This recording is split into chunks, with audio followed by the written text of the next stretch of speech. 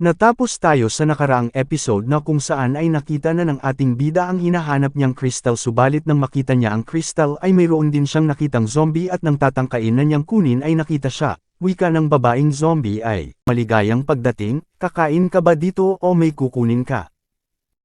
Nakaharap na nakatingin, ang babaeng zombies mula sa ating bida, napatingin ang ating bida, na meron itong maitim na mata at gintong balintataw at ito ay tinatawag na native type. Nabigla ang ating bida sa pagkakatuklas nito, na isa pala itong native type, dahil batid nito sa nakaraan niyang buhay, ito ay ang isa sa kinatatakutan ng mga tao. Dagdag pa sa isip ng ating bida, bakit nandito ito? At kumilos na nga ng mabilis ang native type na zombie, hinawakan nito ang sandata ng ating bida. Nagulat ang ating bida dahil sa pinakita nitong bilis.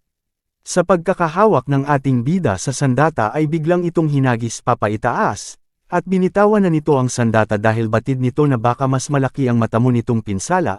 Sa pagkakahagis ng ating bida mula sa ere ay di nito batid na may pinakawalan na din pala itong kapangyarihan gamit ang ugat ng halaman na may tinik.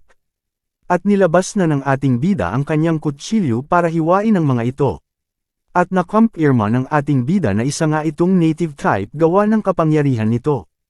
At sa isip ng ating bida ay may mga unique itong abilidad dahil ang mga ito ay walang limitasyon, kaya nitong pataasin ang kanilang kakayahan at para itong mga halimaw na ipinanganak mula sa kakayahan sa pakikipaglaban, random ng ating bida na nahihirapan na ito sa kanyang katapat. At pagtatakang tanong sa isip nito na, bakit lumitaw ito gayong ito palang ang pagsisimula ng unang yugto, dahil batid ng ating bida sa nakaraan nitong buhay ay lumabas ang mga ito 10 taon bago nag-umpisa ang sakuna. At pumikawala na nga ng nakamamatay na atake ang native type zombie, gamit ang kapangyarihan nito, at dali-daling iniiwasan ito ng ating bida. Sa pagkakaiwas nito ay nakapagplano ito, na kailangan nitong humanap ng paraan para makuha nito ang awakened source at makaalis. Ngunit pumikawala ng sunod-sunod na atake ang native type zombie, habang sinasagupa naman ito ng ating bida. Hinihiwan ng ating bida ang mga natatanggap nitong mga atake at habang ito'y papalapit na sa Crystal Awakened Source. At dito napagtanto ng ating bida na ito ay tag-apangalaga. Kung ang tungkulin ay protektahan ang Awakened Source, hindi ito makakalayo sa kung saan ang Awakened Source. Kaya binalak ng ating bida na tumakbo papalayo para tukuyin kung tama ang kanyang naiisip. Sa pagtakbo nito ay pumikawala ng malakas na atake ang native type zombie. At napansin ito ng ating bida, at nilabanan niya ang huling atake nito at dahil sa panghihina ng ating bida ay meron pa ring nakalusot na atake at tumalo ng ating bida papalayo. At ramdam ng ating bida ang natamo nitong pinsala habang ito'y nakalayo na, ay sumusuka ito ng dugo. Galit naman na nakatingin ang native type zombie mula rito. Nakaupo ang ating bida na nag-iisip habang nakatingin sa native type zombie na galit at di ito makalapit. At wika sa isip nito ay, tulad ng inaasahan ko, tama nga ang hula ko. Galit pa ring nakatingin ang native type zombie sa ating bida at di ito makaalis kung saan malapit ang crystal.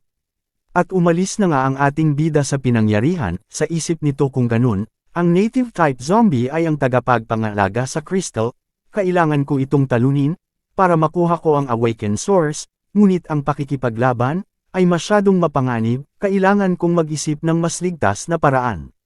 Sa pagtingin nito sa kanyang bag ay may nakita itong dugo. Ito ay ang dugo ng mga patay na tao, na naikolekta nito kahapon, at baka makakatulong ito, nakatingin itong nag-iisip kung ano ang gagawin niya dito. At may naisip na itong plano.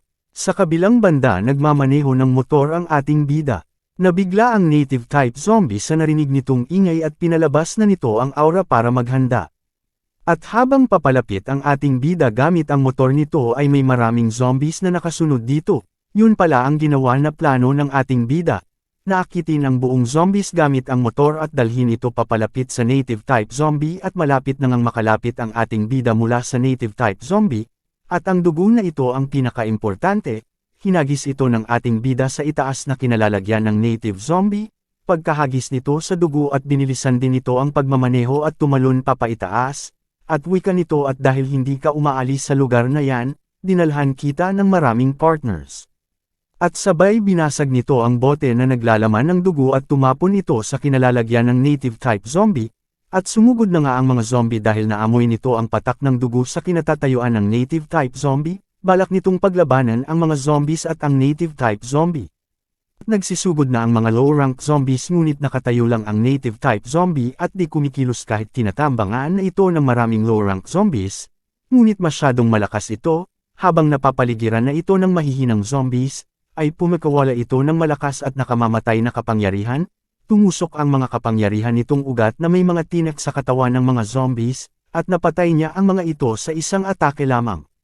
At sa di kalayuan naman, ang ating bida ay pinapanood ang kaganapan, gamit ang monocular na dala nito.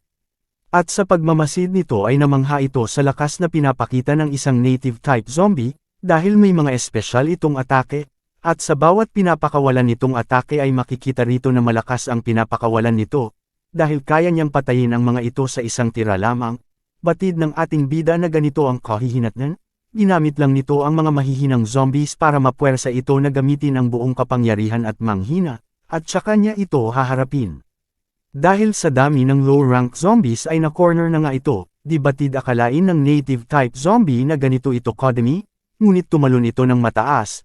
Sa pagkakatalon nito mula sa ere ay gumamit ito ng espesyal at malawakang atake, para paksain ang mga mahihinang zombies, at pumikawala na nga ito ng malakas at nakamamatay na atake. Dagdag pa nito gumamit din ito ng hugis bilog na kapangyarihan para ikulong at durugan ang mga low-rank na zombies.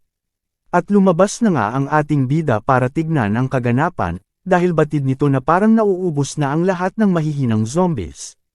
Dagdag pa ng ating bida na napatay niya ito ng ganun lang kabilis. At nagtungo na nga ang ating bida sa pinangyarihan gamit ang kanyang motor para makumpirma nito kung wala na ang natitirang zombies mula roon. At habang kinakalaban ng native type zombie ang mga low-rank zombies ay napuwersa ito dahil gumamit ito ng mga espesyal na atake, at nagdulot ito ng atensyon sa ibang zombies na malapit, at paparating na din ang mga ito.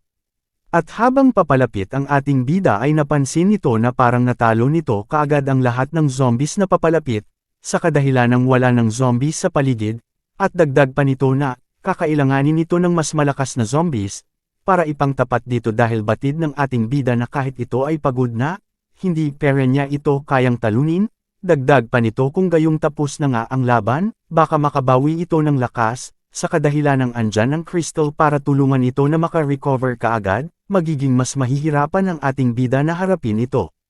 Nakalapit na nga ang ating bida sa pinangyarihan, sa paglapit nito ay laking gulat ng ating bida at ang native type zombie sa kadahilan ng may umuungol na isang malaking halimaw papalapit, at ito ay ang mutated beast.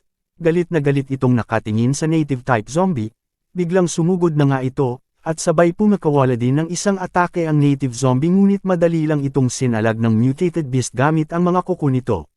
Sa pagsugod ng mutated beast ay natamba ang native type zombie, at akmang sasakmalin niya na ito ngunit pumikawala ng kapangyarihan ang native type zombie mula sa gilid nito, at di kaagad ito napansin ng mutated beast dahil sa bilis ng atakeng pinakawalan nito, at tumilapon ito papalayo.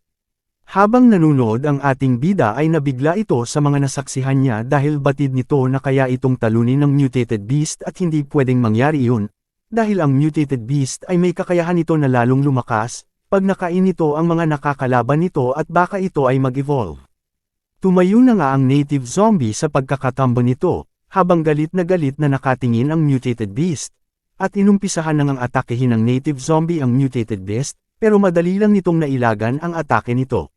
Gulat na nagtataka ang native zombie dahil ramdam nito na parang nalalapit na ang limitasyon nito sa paggamit ng kapangyarihan, at nabigla ito dahil nasa harapan na nito ang mutated beast at akmang sasakmalin na siya nito, at nakagat nga nito sa balikat ang native type zombie. Bumagsak sa pagkakasakmal ang native zombie, at nagulat ang ating bida baka mangyari ang kinatatikotin niya, na baka mag-evolve ang mutated beast pag natalo at napatay ito. Di makagalaw sa pagkabigla ang ating bida, nakatingin lang ito habang nagugulat kung patay na ba ang native zombie. Pagtatakang tanong nito na bakit di ito gumagalaw, at akmang kakainin na nga ito ng mutated beast pero napansin ng ating bida na hindi pa nawawala ang aura nito. At pumapakawala na nga ito ng isang malakas na kapangyarihan, tumusok ang kapangyarihan nito sa katawan ng mutated beast at ito ang ikinasawi ng mutated beast. Napaisip ang ating bida na sadyang napakatuso nitong native zombie, dahil balak nitong akitin ang ating bida papalapit at gamitin ang huling lakas nito, at patayin siya kasama ang mutated beast. Buti na lang at napansin nito na may aura pa ito. At dahan-dahan na nga itong tumayo. At sa pagkatayo nito ay ngumiti ito sa ating bida na nakakaloko. Dahil pinuri nito ang ating bida sa kadahilanang hindi niya ito naloko at naging matalino ito sa pagdedesisyon at tinawag niya ito na isang mahinang nilalang. At dagdag pa nito, sa tingin mo kaya muna ako ngayon? At tugon naman na nakatingin ang ating bida na ako dapat ang nagtatanong sayo niyan.